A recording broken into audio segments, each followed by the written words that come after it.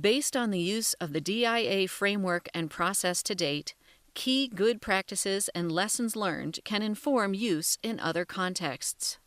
First and foremost, it is important to establish strong government buy-in and participation across line ministries and other agencies. This will help to ensure that the analysis informs decision-making and supports the movement of climate planning to actual implementation. The DIA processes in Kenya and Zambia were specific to national goals and circumstances. The DIA framework is designed to be flexible and customizable in relation to technologies and impacts of most interest and in alignment with national development goals. As highlighted, the framework also allows for integration of both qualitative and quantitative analysis based on data availability and preference of the government, local design team, and other stakeholders. Engaging key stakeholders across public, private, technical, and NGO communities early in the process can lead to more successful results. In particular, early engagement can allow for more time to ensure the DIA process is well understood and to build support and ownership. Engaging diverse stakeholders can also support breaking down silos across sectors, especially in relation to positive development impacts that cut across sectors.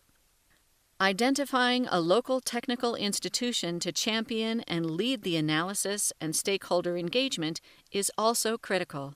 Choosing an institution that is well known and respected by the public and private community can support building bridges and linkages across sectors in relation to development impacts. The lead technical institution should be well trained and equipped to fully own and lead the process. This includes training the technical institution to be the trainer of other stakeholders that will engage with the process and provide input to the framework. One key aspect of success in Zambia was the provision of information early in the process and to inform broader stakeholder input and engagement.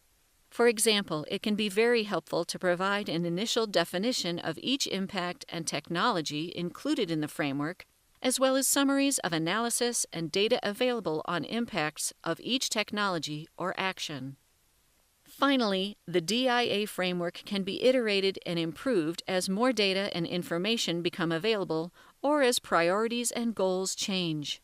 Sustained engagement with the process can allow for a robust framework to be developed that can inform comprehensive climate action as well as evaluation of impacts over time.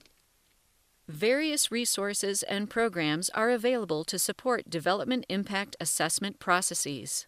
In addition to this DIA course, the EC-LEDS program offers further resources on the DIA process and visual tool on the EC-LEDS website, including a link to download the visual tool and case studies on the use of the visual tool in a number of countries. The LEDS Global Partnership through the Remote Expert Assistance for LEDS, or REAL service, provides up to 40 hours of no-cost remote support for development impact assessment or other LEDS-related topics and is accessible on the EC-LEDS website. The LEDS Global Partnership DIA Toolkit provides a complementary, easily searchable database of tools to assess specific development impacts that can be used to feed specific analysis and data into the DIA visual and process. Visit the EC-LEDS website. For more information on the DIA process and framework, you can also reach out directly to Sadie Cox at the National Renewable Energy Laboratory at the email address presented on the slide.